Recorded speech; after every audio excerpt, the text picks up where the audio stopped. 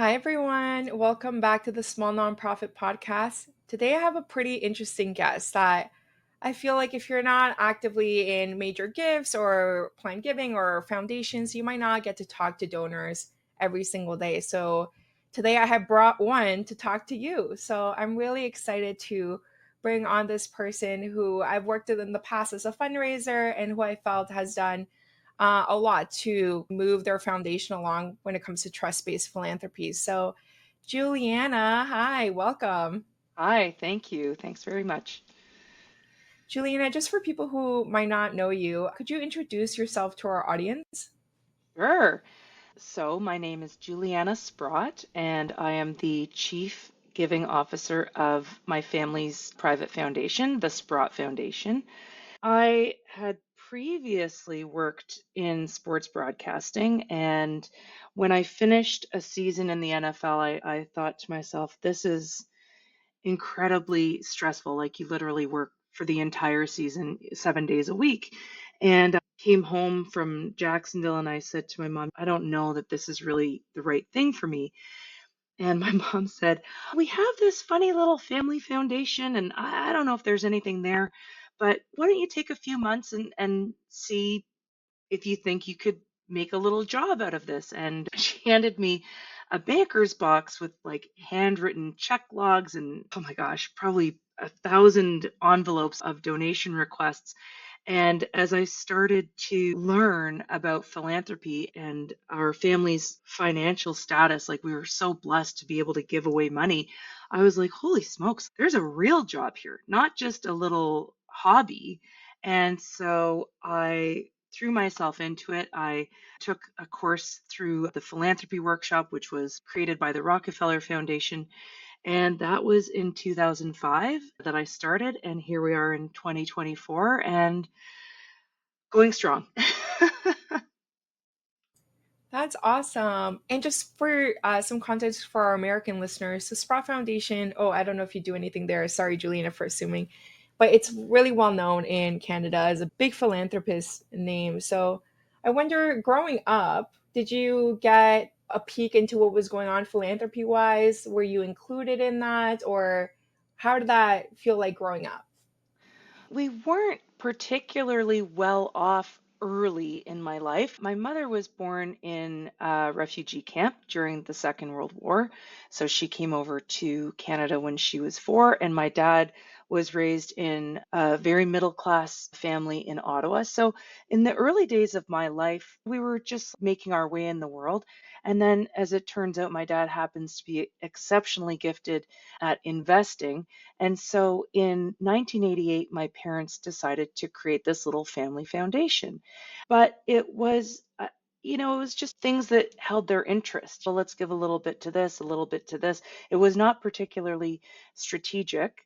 What I will say, though, is that volunteerism was always a huge part of our family. My dad was a volunteer with Big Brothers. My mother volunteered at our school library because she got her degree in library sciences and in English. My sister and I, we volunteered all the way through high school, way more before. First of all, they didn't have the 40 hours that you now need, but we volunteered every week at different places. Although check writing at that time was not the primary focus, volunteerism certainly was. And then they just did the Sprott Foundation from my mom's bookstore's basement until I came in on the scene and I was like, wait a minute, I think we can be really strategic and make something quite wonderful here. So, how has the foundation changed over the past 10 years? Oh my God. Okay. Well, it started off really with my parents meeting people and becoming enthusiastic about causes and then writing a check and walking away. And that's a very traditional way of giving, right? That's the older model of philanthropy. And when I started with the foundation, I learned about site visits and I learned about connecting with our grantees and I learned about collaboration and I learned about being an ally. So I would say we've shifted from simply writing checks to actually wanting to be involved. Many of our grantees have my cell phone number. They can text me and we text back and forth and we have, it's still a professional relationship, like we're human. And I would say that's some of the bigger shifts is actually becoming more actively involved with our grantees and really connecting with them and listening to them. Like, what do you need? What can we do to best support you?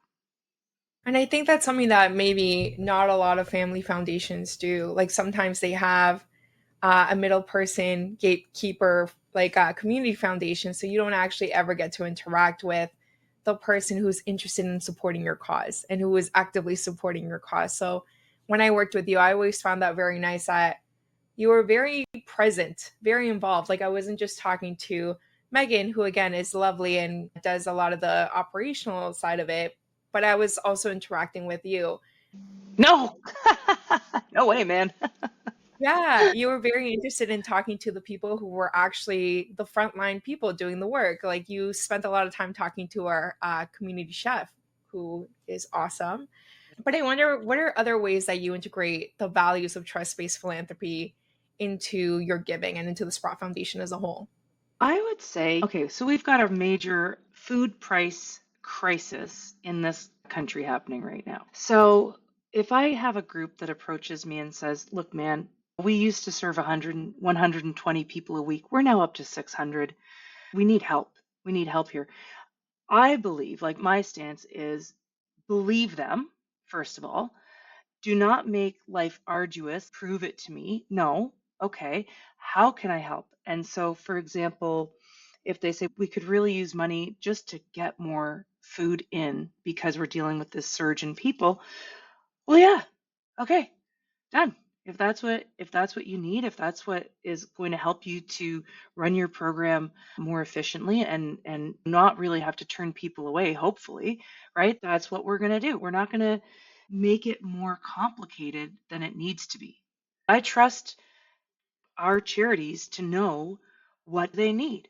Where are your challenges? I am not there day in and day out. I can't stand micromanaging, quite frankly. I find it annoying.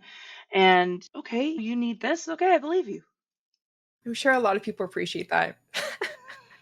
It's not, oh, you need the budget in whichever template you give me. And No, no, no, literally, no. for the amount of, I have filled out 400-page applications for $400,000. Yeah. We actually have said, and I do stick to this, is please 1 to 2 pages. What's the amount? What's it going towards? We don't need pages and pages of papers. Audited financial statements because that's standard. And then in terms of reporting, it's look, man, why don't you just take whoever's name you were going to send the letter to and put our name in? And if you need to change a couple of numbers because the gift amount was different, let's go with that. But I can't stand these stupid reports. They just end up on shelves.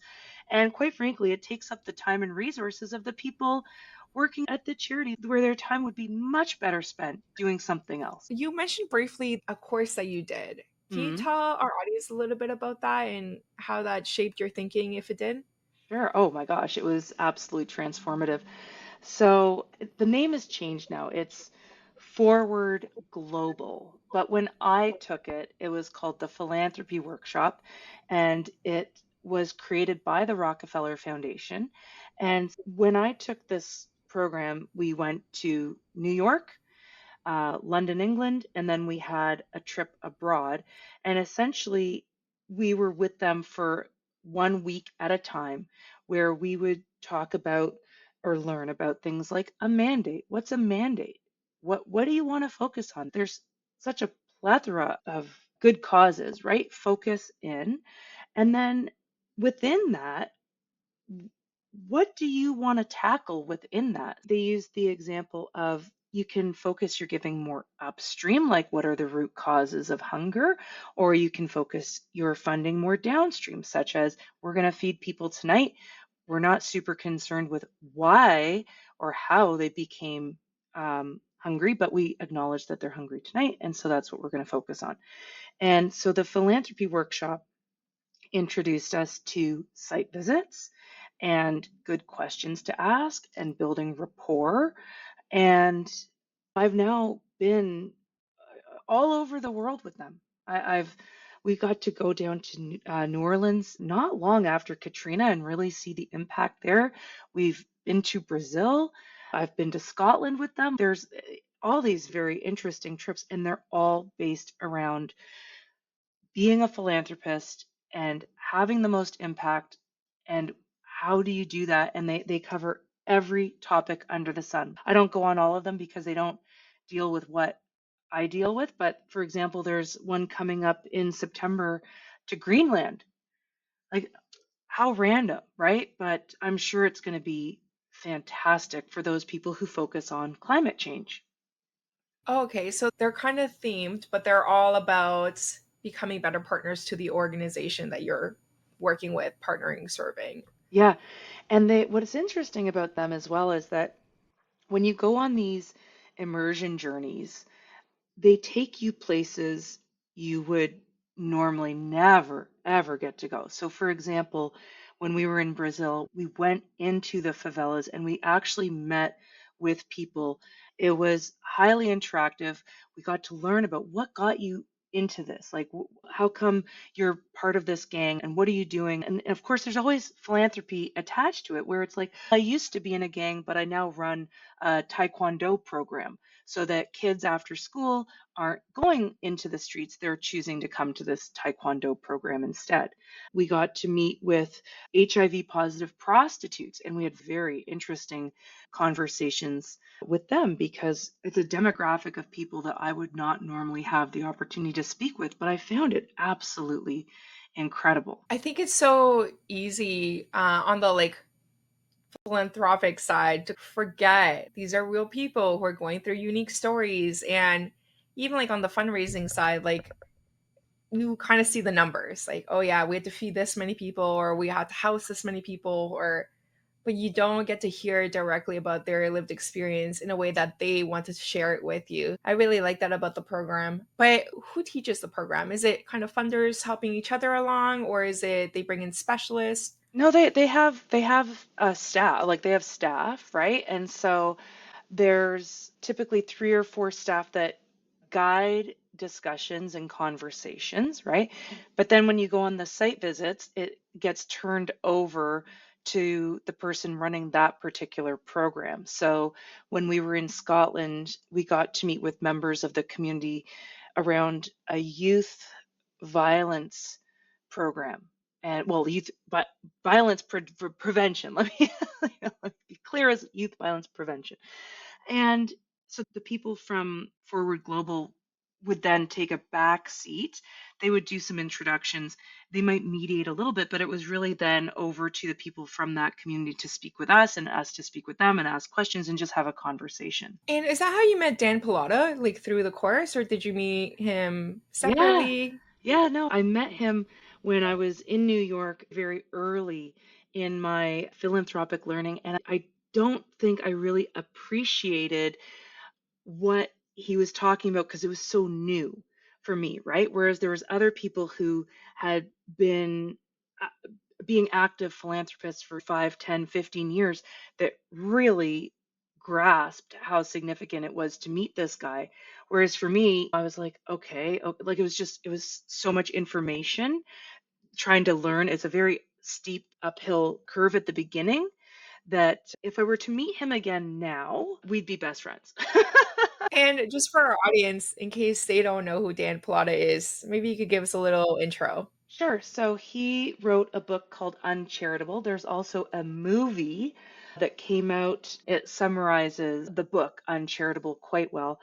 And what he speaks about is the old model of philanthropy, like the historical roots of it being from like the Puritan era, and how now we as philanthropists need to say, hey, that's not really current, like that doesn't really work for us anymore, and that there are new, better ways to be a philanthropist. For an example, he talks a lot about administrative expenses and how there's always been this, oh my God, we can't possibly pay for administrative expenses. And, like if you work for a charity, you should be able to survive on the most minimum of minimum wages because it would be gauche to pay you well. And that is so wrong. It's just ridiculous. And so he was one of the first people I ever met that said, "Hey, does that make sense to you? Does it make sense that we underpay or, have this weird guilt, oh, we shouldn't be paying people who work for charity? Like that makes absolutely no sense." And so I will admit to you that when I started with the foundation, there was that resistance, but it was based on these antique views that, oh no, if you work for a charity, it would be really offside to pay that person a good wage. But in fact, that's not correct. If you want really high quality people, you have to pay them. And so he gives the example that it's actually, in many cases, better for a guy who has skills and talents to work in the for profit sector, give a donation, and not be underpaid than to go that route. Although having that person work for a charity would be a godsend, right? So we now are not opposed to administrative expenses. We understand that in order to operate a charity with the best people, you got to pay them. That's very logical. It's so logical.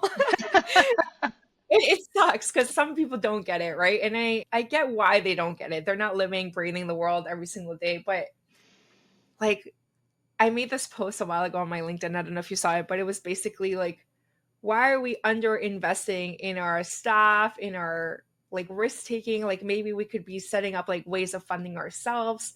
Why are we using chairs that are older than our staff? Their computers are older than our staff. Like it makes no sense. Like if you want to actually change the world, like we actually need to resource a lot of these aspects. Yeah, yeah. It's time for a shift away from this nonsense that if you work in the third sector, you shouldn't get well paid. It's ridiculous.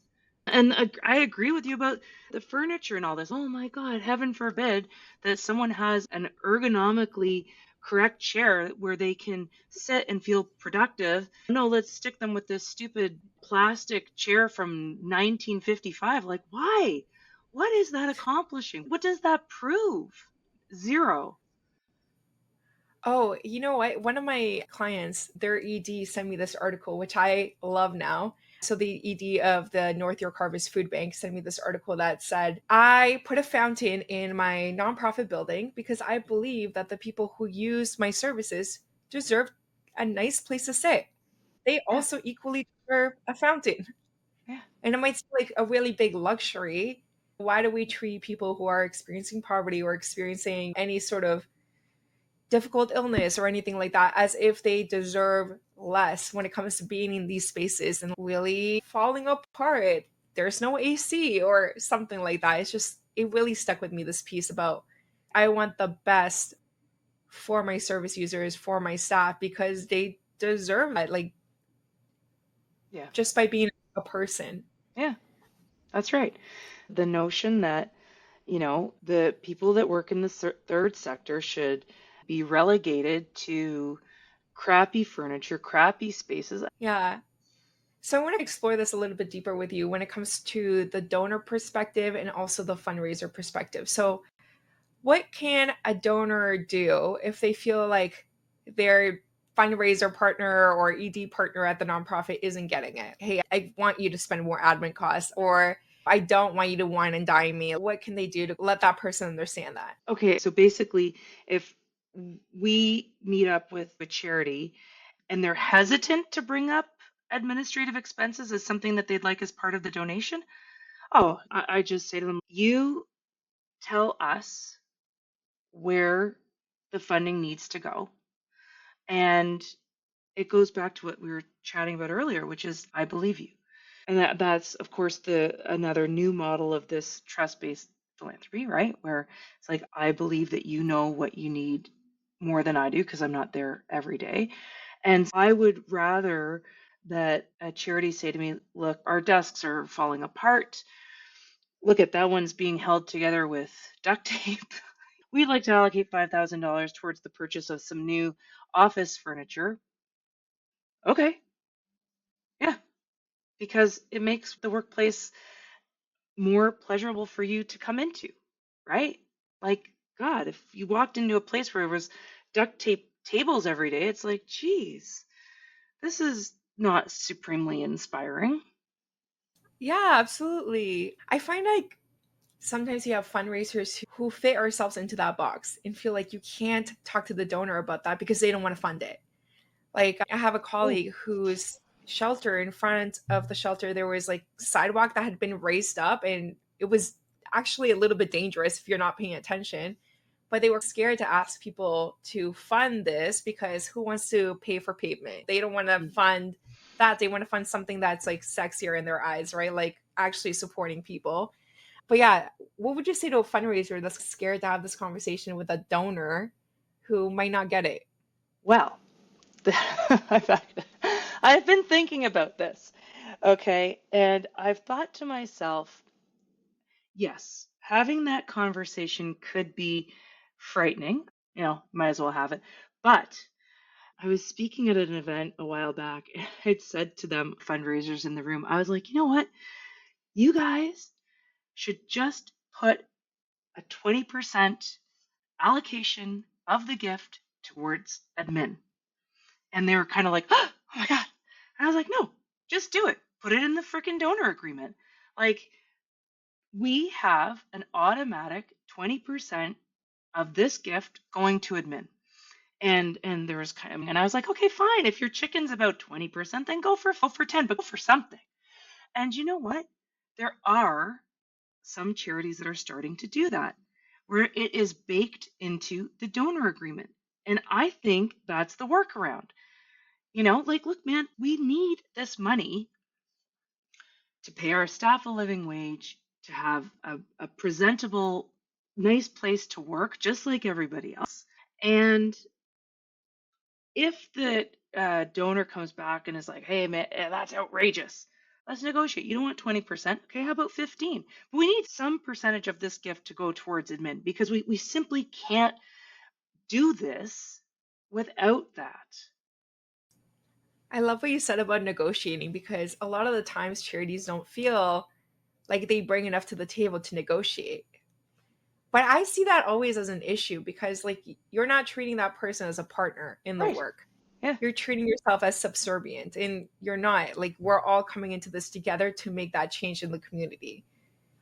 Well, can you imagine if the charities across this country banded together and said, henceforth, there is going to be a 20% automatic allocation of any gift to admin. And that way, if some donors like, well, fine, then I'm not going to give to you guys. Well, no problem, bro. Go elsewhere. Guess what? This is standard operating procedure for all of us. So if you don't like that we have 20% going to admin, okay, well, you can go to the next charity down the street. Guess what? They have it as well. And guess what? The next guy has it as well. Because, oh my God, Twisted Sister, we're not going to take it anymore. We're not going to take it anymore. We're going to come together as a community and we're going to agree on a percentage. I mean, I said 20, but if the group decided that that was too much, that might scare off donors. Okay, well, fine, pick 10. And it then becomes the norm. And once it becomes the norm, the pushback will cease because this is what we've decided as a community is fair and right in order to pay our people a living wage, so on and so forth, all those things that we've already talked about. But how great would that be if there was a call to action amongst the 86,000 charities in this country where this is the new amount, 5%, 10%, 15, 20, whatever you guys decide. And we are going to link arms and hold fast. And if someone pushes back, they can take their check down the street to the next guy, but it's going to be the same. Have you heard of the nonprofit industrial complex? No. Okay, basically it's nonprofits exist to solve a problem, but we're also getting our money from those sources of problems, right? So you can't really criticize the government because they're funding you Mm, and they're the ones causing the problem. So you're then forced to build up your brand to kind of like survive so you can solve the problem, but you're not actually solving the problem. right. I said the problem like 7 times. Yeah. But I feel like we end up being in such competition with each other for no reason. Like it just ends up hurting our communities. But yes, we get to establish our brand and grow our nonprofit and, all those things. But there is a problem across the country of like nonprofits not banding together, not working together. I feel like we could have done a lot more to improve the sector if that was something that we did. Well, and don't you think that on this one topic, you're going to get cohesion? You know what I mean? If we start talking about a number of people served, we start splitting weird hairs. I genuinely believe that on this one matter, you could get alignment. And so, yeah, you might have the odd guy that's like, oh, no, we're not going to do that. But I think that if the majority got together and said, it's like gasoline prices. Yeah, they differ a little bit here and there, but by and large, it's not like you're going to walk down the street and it's going to be like, massively different prices. So I think that on this one topic, there could be universal buy-in. Okay, so some like final thoughts for our audience. So if you're a fundraiser, don't be scared to have conversations with your donors about the things that you need, Yeah, like prayers, like something that is admin based, your contracts, your donor agreements, and maybe do some additional donor education if they don't understand why you prefer unrestricted versus restricted giving. Um, Oh, but one more thing that you said during our pre-screening call that I would love to touch on yeah, is the recognition piece. yeah, yeah, Because for me, I've never seen recognition as like I've never understood it from your perspective that you mentioned before because I was like, why would you want your name on a building? Like I don't understand. Like is that so people like I don't get it, right? Like I don't understand why someone would do that. But mm, then you said something that really clicked for me and I'd love for you to say it today. sure. So I believe that there are various reasons for wanting recognition, and one could be, hey, I earned this money. I'm giving it to this. This is a reflection of my hard work, right? Like I want my name on it. And that's more the ego piece, right? But that's okay because the people who are doing this, they have worked really hard, right? They've worked so hard that they have extra that they can give away. Okay. The second part for me, especially because of where we fund, which is homelessness and hunger, there is a gross misconception that the government is some sort of benevolent, let me take care of all you people, like, don't worry, the government's got you. No, no, that is fundamentally incorrect. And so when I started with the foundation, it was always like, oh, let's just be anonymous, let's do it in the background, blah, blah, blah, blah, blah. And I was like, are you kidding me? People are going to these homeless shelters and to these food banks, and they think that the government of Canada, government of Ontario, government of City of Toronto is paying for this. They are not. They are not. This is our family because we genuinely care. We believe that fresh, healthy food is a basic human right. We want the people going to these places to have access to that. And it is our little group making this work with our grantee. And so for me, the recognition is to say, hey, there's a family out there that really cares about you guys. Like, we genuinely want you to thrive. We want you to be fed nutritious meals. It is not the government. It is not. Also, I feel like for people who are another family, maybe getting a tour, like they Mhm. get to see, oh, these people I know. Yeah, yeah, yeah, that's another part. I mean, I know that we have now got a very solid reputation as being easy to work with, taking on risky projects that may and or may not fail. And trust me, we've had lots of failures. That's okay. We embrace risk, and we have a very good reputation in the Indigenous community. And so when other funders see our name attached to certain projects, it's like, okay, well, if Sprott is on board, then okay, those guys actually know what they're doing. That must be nice. That sounds really good. You've worked it really hard, so that's great. Yeah, the evolution of our family foundation went from writing these little checks in the basement of my mom's bookstore to where we are now, where our name is all over the place. Like many kitchens in the city of Toronto have our name on it, and we have a very good reputation of being good allies and collaborators with our grantees, and that to me is very important.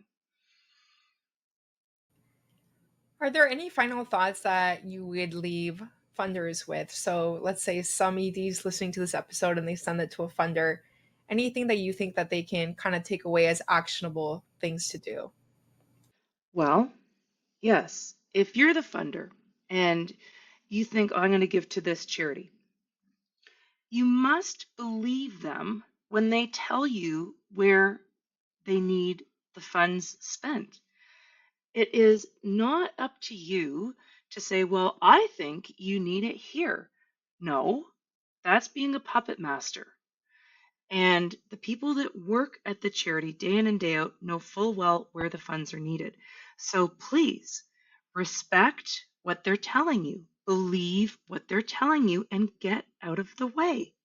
Let them do the work that you've chosen them. You've chosen to have a meeting with them. You think it's a good cause. Don't now walk in and say, well, I hear you when you say you need money for program A, but I want to give to program B. They don't need money for program B. Program B is smooth sailing here. They're telling you they need money for program A. Believe them. That's what I would say. And again, with the administrative expenses, if they say, hey, this is going to be baked into the contract because we can't do our work without this, then believe them. That's what they need. We all want to be believed, right? I'm not going into the bank and second guessing them. They're like, this is how it works. Da, da, da. I'm not like, well, I don't know about that. You you know, I'm not going into the grocery store or the nail salon or the hairdresser, and the hairdresser says to me, well, this is the dye that we're going to use on your hair, and these are the scissors that I'm going to use to cut your hair. Oh, well, I don't know about that. I think you should use these scissors. Like, what? No, he or she knows what they're doing. If I want my hair this beautiful platinum blonde, I know he has to use a certain dye number. And so for me to go in there and then question him and say, well, I don't believe you, I'm going to end up with like orange hair. Okay. So, Oh, sometimes some people, it's like if you were told by your manager that you had to use Kool-Aid on every client, and you were like, "No, I shouldn't use Kool-Aid for hair dye." yeah. But you had to, Yeah. you know? Yeah. I'm like, she's like, "Wow, that's bad." I'm like, "I know." Yeah. And it's comparable to this. Like, don't go into a place and start telling them how to do their jobs. One of the benefits, one of the interesting aspects of being a philanthropist is that it's actually not your money. Okay, it's not your money. You've made it and you've been given a tax break, but it is your responsibility. You have the opportunity to steward it however you want, right? But it is the public's money ultimately. So if it's the public's money and you've chosen charity XYZ to give that money to, then why in the world would you start second guessing them, right? Thank you so much for sharing all your insight with us today. I am so happy to have you on. And, a lot of donors might not be thinking this way, or I feel like a lot of them are since 2020 at a minimum. But I'm just really happy to have your perspective here for everyone who's maybe afraid to have these conversations with their partners, or for any funders out there who are like, how do I talk about this with my charitable partners? Yeah. So thank you, Juliana. Well, and how about this? If they were to say right up front, just to let you know, this is our new model, we have this already in the donor agreement, the conversation can be very short. And then nobody's time is wasted with the dog and pony show, right? Like, just to let you know, this is how we do things around here. Oh, you don't like it? Okay, bye. No problem. Be willing to let unideal partners go. Yeah, because you know what's going to happen? They're going to start thinking that they can tell you how to do your job. And that now that's not a collaboration. That's not there's no allyship there. Now you have like the puppet master who, by the way, when they leave at the end of the day, they put their head down on their pillow and they go to bed and they don't have to deal with the repercussions of what they've just tried to force, right? Mm. Oh, it's the worst when people like try to make you like create a new program or, Oh oh, God, I've how had people stupid is that? be like, oh, I give you 20,000, so now you have to rename this 40-year-old conference after me. And I'm like, what are you talking about? No, Like, no, no. you're supporting, kids. You're supporting this. Like, you're not. Anyways, but yeah, it's preaching to the choir. Yeah. Well, and I do believe that things are shifting. I really do. I really do. And I would love to see the charities of Canada get together and say, we need to band together on this particular topic. And, sort of, I hate to say this, but like force the hand of the donor, or specifically those donors that are opposed for whatever archaic reason. I think that's not a bad strategy. It's not a bad strategy. If everybody does it and says, this is how we're doing it, it's like, okay.